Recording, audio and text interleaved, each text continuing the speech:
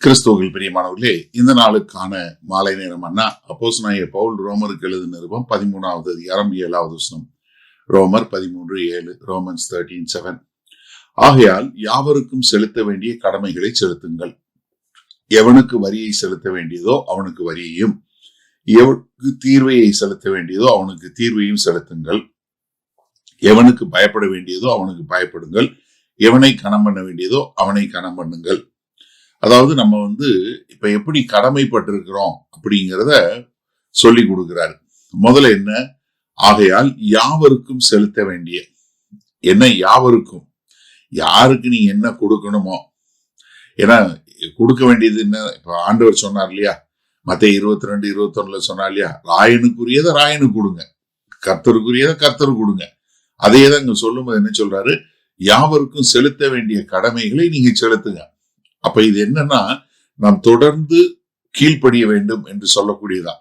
யாரு எல்லா கடமைகள் எல்லாவற்றையும், ஏன்னா அந்த கடமை நம்ம ஆட்சி செய்யறவங்களா இருக்கலாம், வரி வசூலிக்கிறவங்களா இருக்கலாம், இல்ல நம்ம சிவில் அத்தாரிட்டிஸ், இல்ல சோசியல் ஆவிக்குரிய முறையில எல்லாத்துலயும்.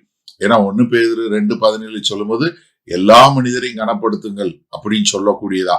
ரோமர் 12:10 சொன்னாரு, ஒருவர் கணம் செல்வதில் முந்திக் கொள்ளுங்கள் என்று சொல்லக்கூடிய ஒரு காரியத்தை சொல்றாரு.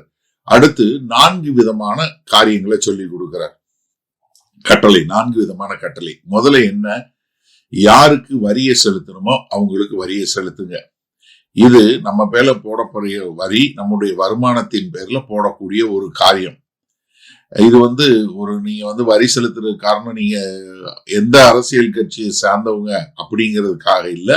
அது யாரா இருந்தாலும் நீங்க கீழ்ப்படியணும். ஏன்னா நீங்க செலுத்த வேண்டிய வரியை நீங்க செலுத்தணும். ஏன்னா 6வது வசனம் தான் நமக்கு சொல்லி கொடுத்தாரு. அடுத்து என்ன? தீர்வையை. தீர்வைன்னா நமக்கு இந்த காலத்துல நம்ம தீர்வைங்கிற தமிழ் வார்த்தை பயன்படுத்துறது கிடையாது. கஸ்டம்ங்கிற சொல்றோம். கஸ்டம் அது டோல், இல்ல ரோடுல உள்ள டோலா இருக்கட்டும், இல்ல டியூட்டி. ஒரு பொருளை வேற ஊர்ல இருந்து இறக்குமதி பண்ணீங்கன்னா அதுக்கு வரக்கூடிய வரி, இல்ல இன்டைரக்ட் டாக்ஸஸ் என்று சொல்லக்கூடியதான் வரக்கூடிய ஒரு காரியம். அப்ப இதெல்லாம் நீங்க என்ன பண்ணுங்க? நீங்க அதை செலுத்துங்க. யாருக்கு தீர்வை செலுத்தணுமோ அவங்களுக்கு செலுத்த வேண்டிய தீர்வையை செலுத்துங்க. அடுத்து என்ன சொல்றாரு? யாருக்கு பயப்படணுமோ அவங்களுக்கு பயப்படுங்க.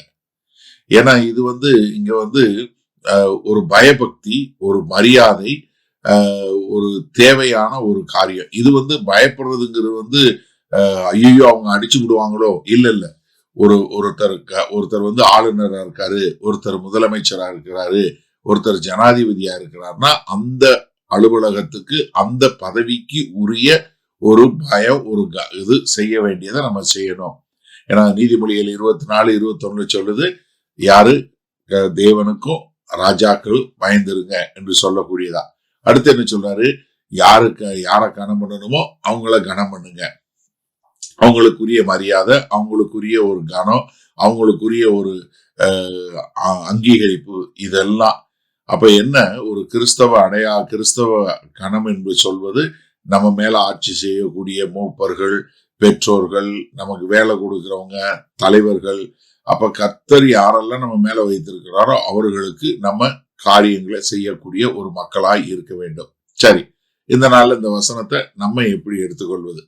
அதாவது ஒரு கிறிஸ்துவை விசுவாசிக்கிறவன் என்று சொல்றவங்க எல்லா விதமான சிவிக் அண்ட் சோசியல் ஆப்ளிகேஷன்ஸ், அதாவது நம்முடைய சட்டத்திற்கும் சமுதாயத்திற்கும் செலுத்த வேண்டிய எல்லா காரியங்களையும், அது வரியா இருக்கலாம், தீர்வையா இருக்கலாம், கனமா இருக்கலாம், மரியாதையா இருக்கலாம், இதெல்லாம் ஒரு கிறிஸ்தவனுடைய கீழ்ப்படிதனுடைய அடையாளம். காரணம் என்ன?